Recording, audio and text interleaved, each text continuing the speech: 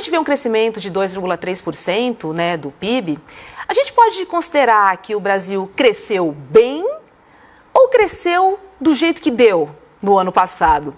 Foi um crescimento sólido para o Brasil? Muito boa pergunta. Eu acho que a gente tem que fazer essa análise separando duas coisas. Uma coisa é o ano de 2025. O ano de 2025 mostra um resultado positivo, né? De fato, o Brasil cresceu e cresceu acima do que ele estava acostumado a crescer, se a gente for pegar, né, desde a crise de 2014, 2015 até o final da pandemia. Então, é um ponto positivo. Embora a qualidade desse PIB precise ser melhor mensurada. Então, de fato, um PIB que cresce puxado excessivamente pela agropecuária tem pontos de preocupação. Por quê? Porque a agropecuária é um setor que está muito nucleado no exterior. Então, ele é muito dependente da demanda internacional por commodities.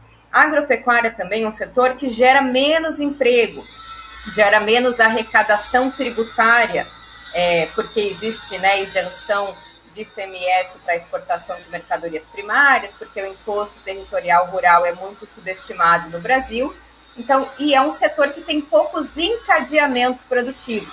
Então, quando, por exemplo, a indústria cresce 1 ponto percentual, ela carrega de arrasto o crescimento dos serviços, carrega de arrasto o crescimento do comércio. A agropecuária, quando cresce 1 ponto percentual, não carrega ou não carrega da mesma forma o crescimento de outros setores, então ela tem menos encadeamentos. Então dá para dizer que é um sinal importante o crescimento econômico, mas tem alguns elementos preocupantes, em especial um crescimento puxado pela agropecuária e que teve na indústria, que é o principal motor, né, de um crescimento sustentado, um ponto negativo. Isso quando a gente está olhando o ano. Mas é mais preocupante ainda quando a gente olha o último trimestre de 2025. Por quê? Porque esse crescimento de 2,4%, acho que é isso, 2,4% no ano, ele foi basicamente conquistado nos primeiros trimestres de 2025. O que isso quer dizer? Que desde o terceiro, mas especialmente do quarto trimestre de 2025, a economia está desacelerando. Isso demonstra que o futuro, ou seja, 2026, pode estar ainda mais comprometido. Então, se a gente olha, a indústria cresceu 1,4% no ano de 2025, mas quando a gente olha o último trimestre de 2025, a gente vai ver que, na verdade, ela decresceu 0,8%. Quando a gente olha o consumo das famílias, você falou, cresceu 1,8%, 1,3%, não me lembro o número exato, em 2025. 1,3%, exatamente. 1,3%. Mas no último trimestre de 2025, ela não cresceu nada.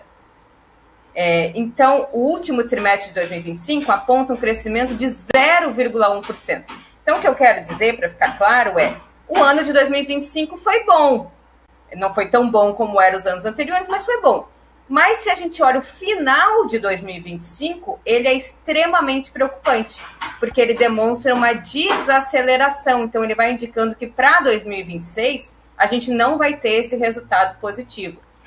E, principalmente, o que está puxando o crescimento econômico é a agropecuária e indústria extrativa, que também tem muito pouco encadeamento. É exportação de petróleo cru.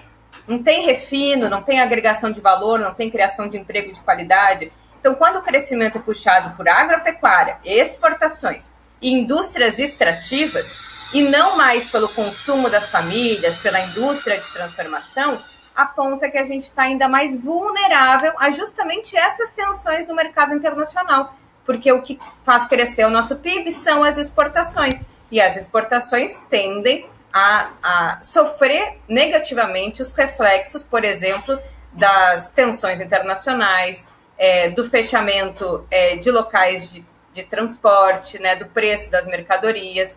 Então, eu acho que tem elementos mais preocupantes no final de 2025 que vão dando a tônica do que vai ser 2026.